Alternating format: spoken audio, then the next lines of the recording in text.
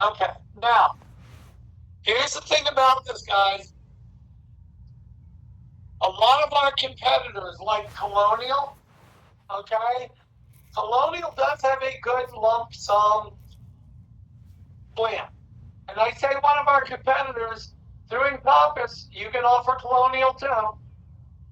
So, Colonial's plan, they don't do the critical illness like we showed last week. And that critical illness we showed last week overall is a better plan than the lump sum. The one we showed last week pays $300 a day every day in the hospital with no max for a heart attack, stroke, coma, all those things. Okay. It also pays follow up. It also pays some money for ambulance, and there's even where you can do a heart valve replacement surgery on level 3, and you can do a abdominal aortic aneurysm. Okay. So the other thing is the one we showed last week. We usually offer that on a pre-tax basis. So, and you got to know this because, like, let's say that someone is buying, say they're 46 to 55, and they buy that lump sum plan at $756 a week. Well, pre-tax $756 a week, you only notice about $6 to your bring home, not even that. The reason I'm telling you that is our competitors do the lump sum almost all the time, and they exclaim to the people, "Well, see how much cheaper this is than Aflac," or "See how much." The thing is, the lump sum plans that we're talking about right now are sold on an after-tax basis. So, if we're in that age bracket, $756 a week pre-tax, but they're only noticing about $580 to the bring home, but the lump sum is coming in at like $6, it's really not cheaper, to bring home. I hope it makes sense what I'm saying. So, lump sum is done on an after-tax basis. Aflac lump sum, and everyone else. Lump sum is just always done after tax, not pre-tax. Okay? The reason I had to bring up this lump sum cancer benefit rider is when you offer this lump sum critical illness. So go back to that real quick, Heather. Lump sum critical illness. She'll go. So the lump sum critical illness, this is the non-HSA version. If she scrolls down, you will see this specifically covers those things right there: heart attack, sudden cardiac arrest, stroke, major human organ transplant, end-stage renal failure, paralysis, coma, and bone marrow transplant. Okay? It's specific to that list. So if someone has an aortic abdominal aneurysm, this is not going to pay.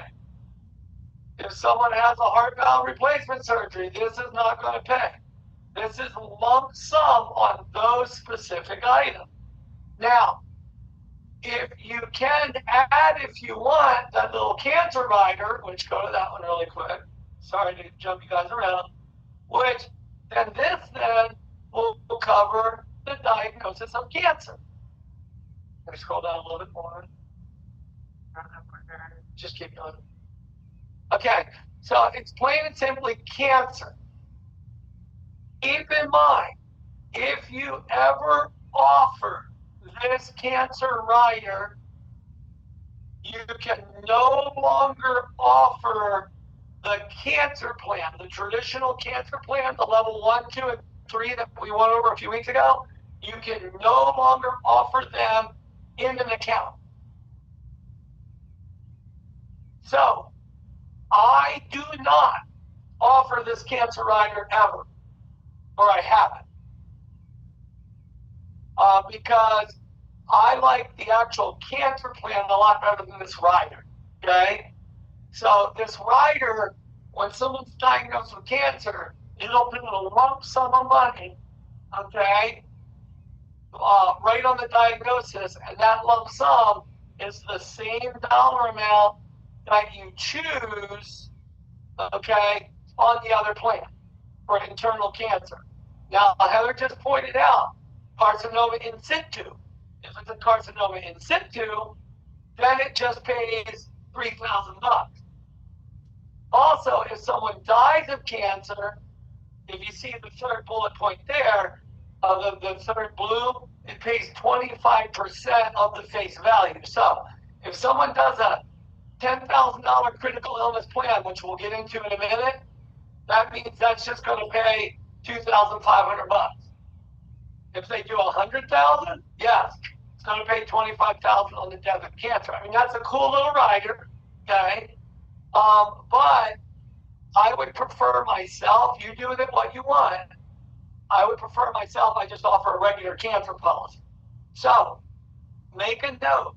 If you're ever in one of my accounts, because I will be sending you into my accounts, or if you're into any other broker's accounts or any other agent's accounts, check with them. Because if you accidentally add this rider, because I had somebody do it in one of my accounts years ago, and because they offered this, all the cancer plans we wrote at that enrollment sat there and pended business. I had to get a hold of Aflac and reverse this, tell them this should not have been offered. And then we had to go back to that client and explain that this should have not been offered, and it's just a mess, okay? So in any of my accounts, I do not offer this rider. So when you go into the application on Everwell, because I do have two accounts that we do lump sum critical, which I'll get into that here in a minute, okay? Why those two, okay? But we do offer the lump sum critical. The question in Everwell is, do you want to add the cancer rider? Always choose no for my accounts, because I don't want to screw up the other cancer. Does that make sense to both of you guys? Yeah. Okay, guys. I just want to be really clear about that. So why does Aflac do that? Go ahead, guys. I see your thumbs up. Why does Aflac do that? I have no clue. I do not know why Aflac would say, well, since you offered lump sum, you can't offer the other. Because with the critical illness, the regular critical illness plan, on the short-term disability hospital, you can add a critical illness rider, and they both pay for critical illness. So I don't know what Aflac's big deal is about this one, but I just know just don't offer it in my accounts. Okay, so get rid of that one real quick, Alex. So what you're going to run into is you will run into a lot of our competitors that have lump sum. A lot of our competitors tell them that, see how much cheaper it is than Aflac. And like I said, I can help you with that argument based on the pre-tax versus after-tax thing. If they ever take it on their own direct, yep, this is more money than the lump sum, but not pre-tax. Now, the thing about it is, it's because our critical illness, potentially the normal one will pay more money because it has ICU benefits and it has daily hospital confinement. And like I said last week, you guys aren't supposed to know it yet, but that lump sum that we talked about last week, the diagnosis, it's going to go from 7,500 up to, I believe it's 25,000, but I'm saying 20. I'd rather be wrong by 5,000. But and the reoccurrence on the one last week is going to 10,000 reoccurrence, and that keeps resetting every 6 months, which is crazy. So what is the difference between these two? This is the non-HSA. The non-HSA. So when you go into an account and you do your account review with the business owner, you're going to need to ask them about their medical insurance. Okay? And we'll get into those discussions next week, because I want to start going to, I'm showing you all these plans, but I want to start the discussion on what to do with all these plans. On business owner. And then we're also going to talk about the hospital plan. because that'll be the last plan of all the plans we offer. I'm not really going to talk about life insurance yet. I want to get these under you because honestly, when it comes to Aflac, about 95, 98% of your business with Aflac is going to be all these supplement plans. It's not going to be the life insurance. As a matter of fact, the life insurance has got a lot better. Not going to lie. I have my kids on a juvenile life plan through Aflac, and I love it. For juvenile, Aflac life is pretty good. For other life insurance, Aflac is competitive up to about $100,000. You get much more than $100,000. Aflac's not really that competitive. 687 is that the one? That's right. It's not really as competitive. Over 100,000. Okay. So we'll talk about life insurance at a later time. Because I want to start bringing in other companies, so you see that, and then we'll start back through these here in shortly too, because I want you to know these Aflac plans. How I built my career is my base of everything was Aflac, and now that I have all these Aflac accounts, that's where I'm bringing medical insurance, that's where I'm bringing home, I'm bringing auto through all those Aflac relationships. Okay, Aflac is a very good foundation to start with. So that being said. This one, you see how it says heart attack, end-stage renal failure? She's going to click on the non-HSA one real quick and scroll down to that same page. That's the non-HSA. No, that is HSA. Uh-huh. This is HSA. That's non-HSA. Oh, yeah. I have it backwards. You're right. Sorry. That was HSA. This is non-HSA. This is HSA. I know. Wrong. HSA one. You see the list is a little bit different. So, it's very well you can put them side by side. You can't, can you? You like minus them down.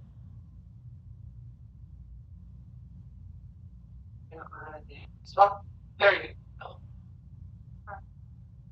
So, if you look at them right there, guys, they both cover coma. We'll do the non-HSA on the left and compare. They both do coma. They both do end-stage renal failure. They both do heart attack. Now, stroke, the right side says stroke, the non-HSA. The HSA breaks them out to hemorrhagic stroke and ischemic stroke, okay? The right side is just stroke. The left side says paralysis. A major human organ transplant is not on the non-HSA, or HSA, sorry, on the HSA. Sudden cardiac arrest is not on the HSA. Bone marrow transplant is not on the HSA. So the HSA, because of the federal government, is a lot more restrictive of what they can offer it to pay out for. Okay, and if she scroll down on both of them, it should say right down here, and then scroll down on that one.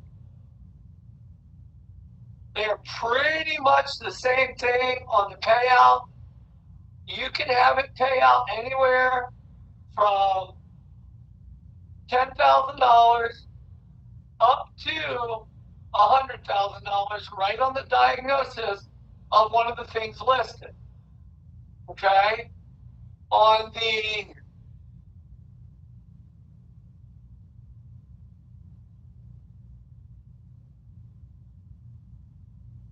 HSA, the primary. On the other one, you can choose 10,000, 15,000, or 20,000. But you should be able to go up from there. I don't know why it's not showing it. That should go up to 100,000 also. But that's a one-time lump sum. Here you go, bang. It's going to pay that out. Okay?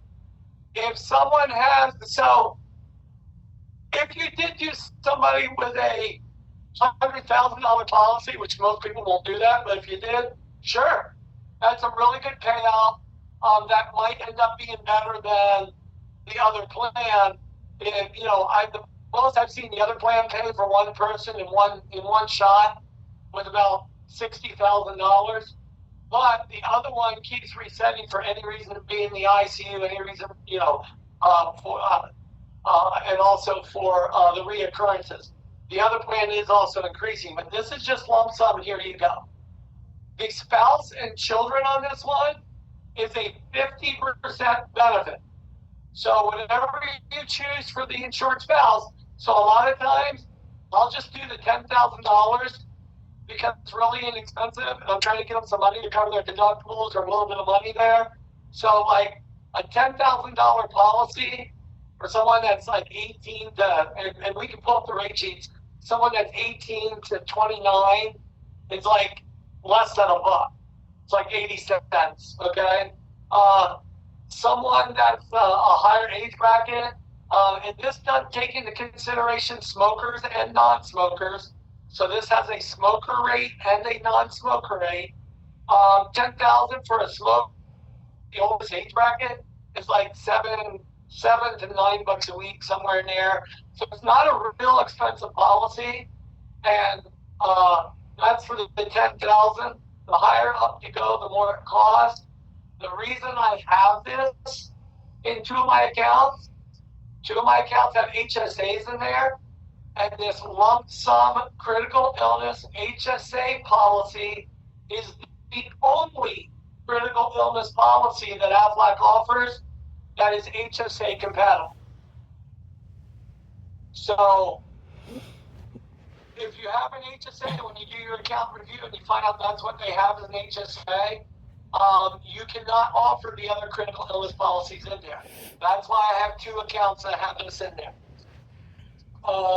Now, when I sit down with the people and I ask the people, are you participating in your company's HSA plan? If they say, no, I'm not doing it here, I'm doing it through my spouse, or I'm doing it somewhere else, yes, I will write both things in that one account, because that one employee does not have an HSA. I like the non-HSA policy more, talking about lump sum here, because it offers a lot more stuff. Now, I don't want to confuse things, but unlike that cancer rider, you offer that, you can't offer the cancer plan. Can you offer an HSA lump sum in a plan along with the traditional critical? Yes, you can. So I'm going to stop there real quick to see if I'm making sense or if I'm confusing the tar out of everyone. Does that make sense what I just said, Andrea? Yeah, kind of. Okay, kind of. So not really? Okay. Gus?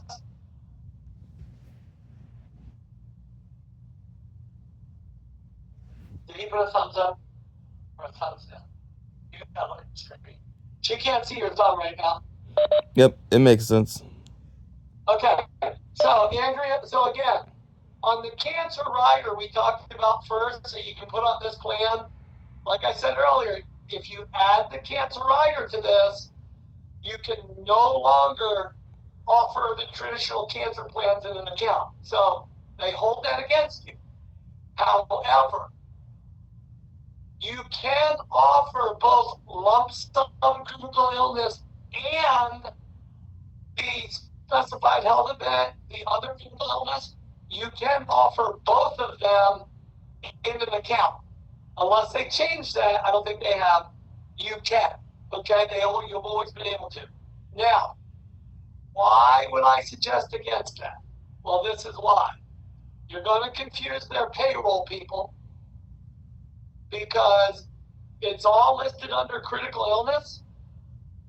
So when you fill out that PDA, it's under critical illness. And lump sum, we do after tax. The other one, we do pre-tax. Now, you could sell them both after tax if you want, and then you don't have that issue. But I kind of suggest against it. What I would do is just offer these two different lump sums. If you're doing a lump sum, keep it consistent in an account. So you say to the employee, so are you participating in the company's HSA? Some will say yes, some will say no, some will say I don't know. The ones that say, I don't know, I don't know, my spouse takes care of that. I don't, say, okay, and just put them under the HSA one, be safe, okay? So what is all this hoopla about HSA compliance? The federal government gives out guidelines of what they deem to be compliant, what they deem not to be. And Aflac, what their verbiage will say, and it's kind of funny, they'll say, in our, what do they call it? In our interpretation of the law, we do not believe this is compliant. It's so fuzzy, guys. They're saying in their interpretation of the law. Well, I just go with that because Aflac has so many lawyers and they know better than me. So if they say in their interpretation, then I just say, yep, it's not compliant. Is there anyone policing this? Not really so far, but you guys remember a few years back, they got passed through Congress and the Senate this package that authorized 60,000 IRS agents. The federal government is coming down. Matter of fact, keep this in the back of your mind, there was even talk a while back, they asked those agents all to email our government to tell them what kind of hardship what I'm about to say would make. And they asked us to have our clients in Washington talking about taxing the benefits being paid to people from Aflac of products sold pre-taxed.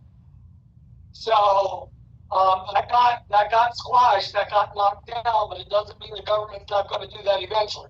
So that would affect a lot of us. I do believe that's why most colonial reps now are selling most of their products after tax, which you can sell all of our products after tax if you want. It's always been a big selling point to sell most of our products pre-tax because it saves people money to their bottom line, to their bring home pay. Okay? And we'll get more into that later. We'll get into section 125. I know I'm throwing a lot at you guys, okay? And that's where I'm going to be with Andrea today, guys. She's going to run with me. Let's you and I get together one day this week also, just run together. Tell me what day works for you. You may just be riding along with me. And Friday's not a good day because I'm going all the way down to Lafayette. But tomorrow I'm at ARC. Offering them Cincinnati life insurance. So actually, if you both want to go with me tomorrow, you can for that. I'm at ARC 7:30 in the morning, then I'm there at 9:30 in the morning, and then I'm there at 1:30 in the afternoon. And all we're going to be doing is offering Cincinnati Life Group product. So if you guys, that's where we went the last time. So if you want to ride with me on this, you can. It's up to you. Just let me know or meet me there. It's going to be at that same school building we met at the last time. So back to what I'm saying here. So, and we can talk over this now. So these lump sum guys, it's a good plan. The HSA compatible is the only lump sum you can offer in an account that has an HSA and be compliant. Again, what I was saying, what does that mean? It means you're following the IRS regulations. Is anybody going to get in trouble for getting a non-HSA compliant policy? At this point, no, but we got to do what's morally and ethically correct, okay? But you can offer these both in the same account and just offer, to people. Now, that draws into question. What happens down the road that employee switches at work and jumps into an HSA? Well, I'm sure that'll happen. Because once somebody has an Aflac policy, it's their policy. They can keep it forever at the same price. So, I don't have, you can tell them every year, hey, we should switch you or whatever. I've never switched anybody. So on this, a reoccurrence. If you look, if the first occurrence is 10,000, okay, a subsequent reoccurrence, and it doesn't matter even if the first one's 100,000, the reoccurrence pays $5,000. That's for the primary insured. For the spouse and children, it pays $2,500 per reoccurrence with no lifetime max. Now, if you scroll down and you read the details on this, that's as long as it's separated by 6 months from the last one. Okay. If someone needs an HSA one now, if someone under coronary artery bypass graft surgery, it's 3,000 insured spouse, and it's 1,500. Or sorry, insured. It's 1,500 spouse and children. And then if they have a sudden cardiac arrest, it's 10,000 insured, and then spouse and children is 5,000. That is really how simple that plan is. If you look, that doesn't pay for hospital confinement. It doesn't pay for ICU. It doesn't pay for ambulance. Doesn't pay for surgery. That's why these are so low-cost plans. If you're in a competitive situation with Colonial or American Fidelity stuff, yeah, you might want to bring this in. I will tell you, the Colonial lump sum policy has a lot more bells and whistles that it offers than this. There's also offered cancer. Again, I still would not have the cancer rider. I'd still get through to the business owner. Yep, it does, but our cancer policy is one of the best on the market, and they're better off if they do that. Now, if they insist they're going to go Colonial, then maybe you bite the bullet, you get rid of that cancer plan, and you put that lump sum rider. What does the lump sum rider do? It pays out the same amount that this does. So if you choose 10,000, cancer rider's 10,000. If you choose 100,000, cancer rider's 100,000. So it mimics this plan. Does that make sense? What I just said? Now, the non-HSA. Let's go to that. It has a few more bells and whistles. Who's that little chat box? You can add on the non-HSA. It does have you can go up to $500 annual building benefit rider, which means every year they don't have a heart attack, a stroke, things like that, it will build. The non-HSA also has $150 a day, up to 30 days. Okay, hospital confinement. And then ICU, it does have an extra $300 a day. Are you sure it's not Ohio? Wow. They've upgraded this one too. This is the one that. Yeah, they've upgraded this one. And they didn't used to have all this. It does have an ambulance benefit. It does have a transportation. It does have lodging. And it does have continuing care.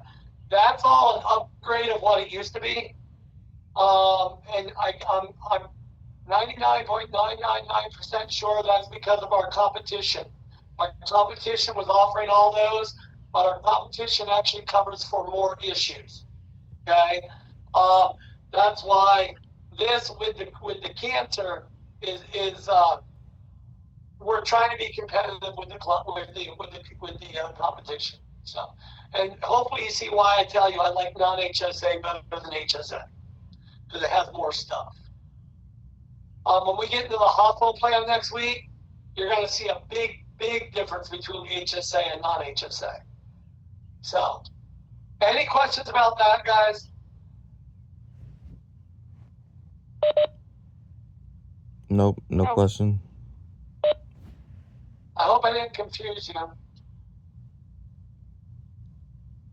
So, it won't be today, Andrea, when I'm with you, but I will get up that list. I got it here in front of me. I'm going to do the overview for you that I said I would get you of how all the products fit together. I will also, on that overview sheet, I already have it saved in my computer. I just got to find it. Of what is HSA and what is non-HSA. I also have in my computer what is offered through payroll and what is offered not through payroll. This one here can only be offered through payroll. You cannot offer a lump sum critical illness non-payroll. So this is payroll specific. And will you offer this sometimes? Like I said, I have it in 2 accounts. Maybe 3, but I think it's just 2. I have it in Lower Great Lakes Kenworth. That's a large account, and they have HSA. I had this in an account called CJ Automotive that closed down in Butler, and that's because they have an HSA. So I'm very mindful of the rules, even though, like I said, there's no one enforcing the rule right now. But just because they're not doesn't mean there won't be. And with my luck, about the time I sell this to out of compliance to someone, then they'll get in trouble. And then who's liable to be sued? I am. So just make sure you follow the rules. Does that make sense? You'll have agents, and the reason I'm trying to say that is you'll have agents out there that will tell you, oh, it's okay. No one checks on that. Well, the truth of the matter is that's true for now, but I don't see that. I see that changing. All right. And my job is to keep you in compliance so that you don't get yourself in trouble. Because you as an individual agent can be sued. So, you don't want that. Now, the other thing on this, guys, this does not cover pre-existing condition. None of our Aflac policies will cover a pre-existing condition. So this is where I'm going to try to be clear on what I'm saying. You have a lot of agents out in the field that scare the tar out of me what they tell people, and they make Aflac look really bad the way they explain it. Heather, see if you can find the clause in there that says, scroll down, and I want you to grab these brochures from the office and read these. Look at, it says a 12-month, so it's not about 12 months. Scroll down.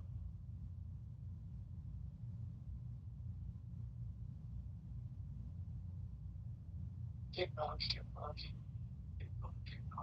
Should be in exclusions. I haven't memorized what it says. No, go back. Oh, yeah. Right there. Pre-existence. Yeah, it says pre-existence.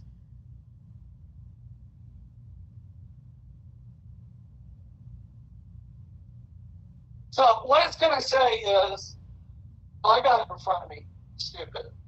Sorry.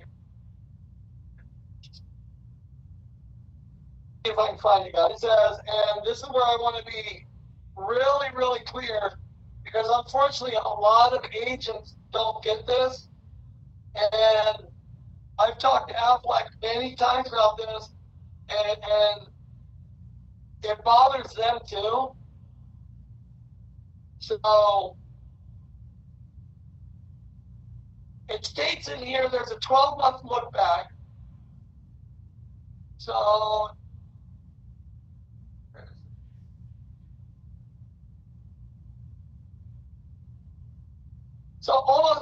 they all say it. All the Aflac policies. Here you go.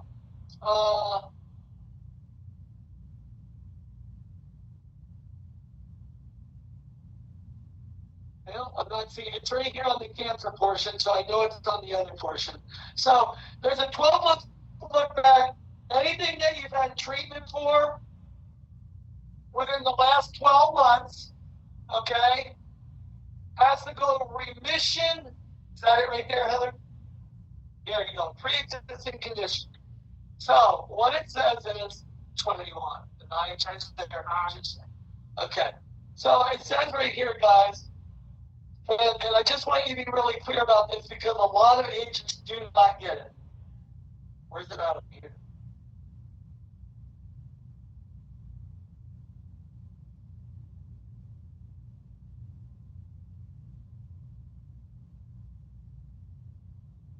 Here. Where?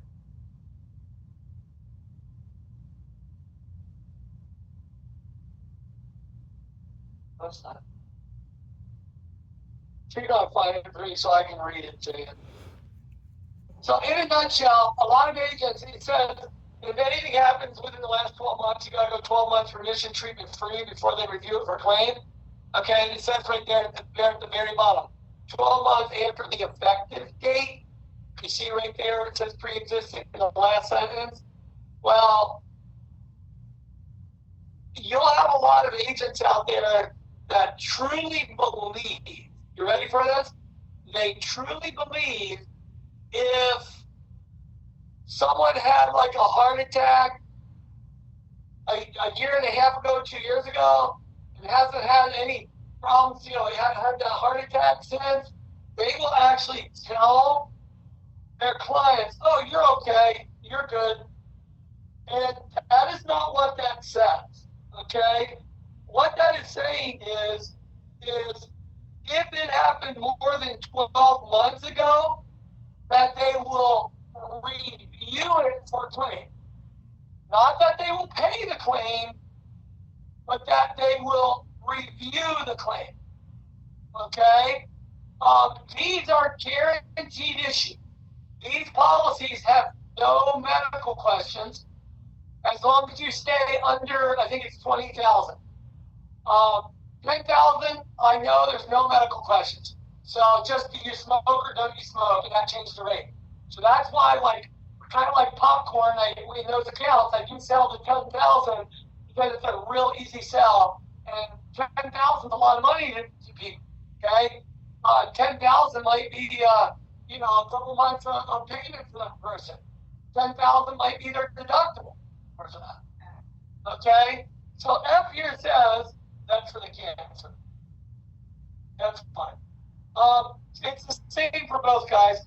It says for internal cancer to be payable for a reoccurrence, direct extension, or molestic spread of the cancer. Yeah, that's for the reoccurrence. That there has to be a 12-month period. But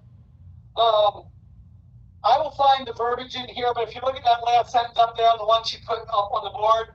So all the policies with Aflac, all of them have a 12-month look back. So it says that anything that you've had remission treatment free for 12 months will be reviewed for claim. Well, with the guaranteed issue policies, a lot of agents will sell these, and some will be like, well, but I have cancer right now. Oh, you're good, you can buy it. Well, I just had this heart attack. Okay, you can buy it. Well, that's true, they can buy it. But I don't want to mislead our clients. Okay, you can buy it, but if you have another heart attack or stroke that's tied into that, that's part of that, it's not going to cover it. Okay, so that would be like someone who has cancer, buying a cancer policy and waiting 12 months and then thinking it's going to cover for cancer. Well, first of all, you can't buy the cancer policy if you already have cancer. Okay? Same with short-term disability, guys. If someone has cancer right now, it's terminal cancer, can they buy a short-term disability plan? Yep. As long as it's a 3 or 6 month policy, and as long as it's under $3,000, yep, they sure can. Is it going to cover them for cancer? Nope. Well, wait a minute. My agent said I had to wait 12 months, and then it's covered. Nope. Because it says remission treatment free. Well, that person that's had cancer the last 12 months, if they still have cancer, they still have cancer. They're not in remission. Okay? Same with this. Well, a lot of agents don't understand this concept. They see the 12-month look back, and they will literally tell clients, no, if it's been more than 12 months, you're okay. Don't ever tell them that. Because imagine John Smith had a heart attack 5 years ago, right? And they buy this lump sum critical illness. Let's say they go 5 years from now, and then all of a sudden they have another heart attack, right? Average agent would say, oh yeah, you're fine. I would say, well, there's a good chance you're fine. Let's turn it in and see. Because it really does depend, guys, on how the doctor writes up the paperwork, writes up the document. Because if the doctor puts in the paperwork, John Smith has had an ongoing heart condition or ongoing this or that, okay, that means John Smith was never really remission. Am I making sense? So I wouldn't let that keep you from selling a plan. What I tell people is, it really depends on what the doctor writes it up for, or how they write it. And I tell them I wouldn't let that keep you, because we can work with you and the doctor if the verbiage doesn't make sense and clarify. But also keep in mind, this plan also covers coma, or if it's a smart apartment. Also covers paralysis. It also covers, major human organ transplant. It also covers. So I look at what it does cover. So I tell them it still may cover that, but it definitely will cover this other stuff. Now, I have people that ask me, well, I take Plavix. Is that considered treatment? Because remember I said remission treatment free? I'm told by Aflac, no. Again, it depends on how Aflac, the doctor writes it up. But things like Plavix, that's to help your blood not to coagulate, to help keep it kind of lubricated and slippery and going through, right? That is not actually treatment, that's a preventative medicine. So, like I said, I'm giving you a lot of information, guys. Don't expect to remember everything now, and don't expect to be overwhelmed. Just keep in mind, when we're out there in the field, ask me these questions, but keep in mind that 12-month look back, whether it be any plan, whether it be the hospital plan, whether it be the critical illness, whether it be, because it even says that on the other critical illness plan. Okay? What are you looking at, Heather? Don't forget the 75-year-old thing. Okay, and this one stops it, right? It used to. What's that? Benefits reducing beginning at 75. So this plan used to be that it ended at 75, Reduce one half. but they've changed that. So literally this plan would used to stop at 75. Okay? Now at 75, whatever benefits you chose, when the client becomes 75 years of age, it cuts in half. So if they have a 10,000 policy, it drops to 5. And so forth. 100,000 drops to 50,000, okay? But all the benefits cut in half, okay, at 75. Because the chances of dying of one of these things after 75 or having one of these things is so much greater, guys. Now, I do want to make one more comment about that. I may have already told you this. When we're selling these policies, you lock into the age that you're at. So like a critical illness policy, I do have guys out there, the HSA policy for someone that's 18 to 30, 18 to 29 is literally 99 cents for a $10,000 policy. Even when they're 60, 70, 80, okay, it's still only 99 cents a week, okay? I try to get young people to buy these young because they don't have pre-existing conditions at that point. Most of them, not all. I hate blanket statements. But also buy it at that rate and you lock in that rate forever. So that's what's important about these. Same with life insurance. When we start talking about life insurance, I always say to you guys, I say to clients, you're only as young as you'll ever be today. So buy the plan today so the rates don't go up, especially if you're looking at a whole life or a universal life policy. I know, Andrea, you have a client that we're signing up today for finishing it. I'm glad he's buying it as young as he is. That same policy at my age would be 3 times as much as what he's paying. So I threw a lot at you on these guys. Do you have any questions about anything I said that can be answered quickly? If you have more detailed questions, we can do that one-on-one. Or have I put you to sleep? Sometimes you guys should put your cameras on so I can see you guys roll your eyes, or you're probably out there making breakfast or stuff while I'm talking, I saw the laugh. So you're still awake, please. Did I make sense to you guys? Yeah, it makes sense. It's a lot of information, I know. I have a question on short. This is helpful at all? if not, we'll move and do something else. But do you think it's helpful to go through the plan so you understand them better? Yeah, it's helpful, definitely. Okay, and what problems like, oh, the chiropractor? Nope, not going to cover that. But is it from that injury or do you re-injure it? Do you bend wrong, twist wrong, step wrong? And they said, oh no, I usually overextend and I mess with it. I said, now if your doctor will put on there, your chiropractor, you re-injured it on this date. And yes, it really depends on how the doctor writes it up. Injuries are totally different than these things, okay?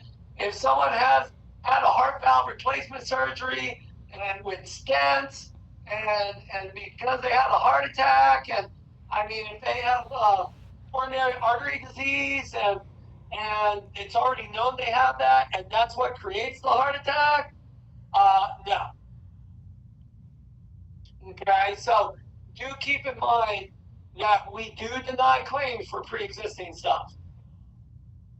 So I would rather you tell them the truth and upset them and lose a sale than have them sue you later for a lot more money and have them be upset and you take the name of Aflac, you take the name of you as an agent, where I do very well in sales and I've never sold anybody anything maliciously. I've never lied. So it's best to be honest, even if it costs you the sale today. Okay? So we got 2 minutes left. Andrea, I'm meeting you at 12 o'clock. Do either one of you want to go to ARC and just hear about the Cincinnati Life insurance, or do you want to just go through that with you one-on-one because it's really a simple thing? It's up to you.